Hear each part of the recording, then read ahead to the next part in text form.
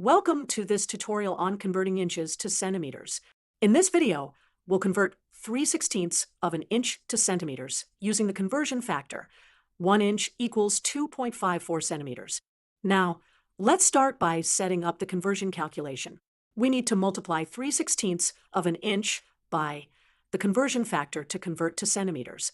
Welcome to this tutorial on converting inches to centimeters. In this video, we'll convert 3/16 of an inch to centimeters using the conversion factor.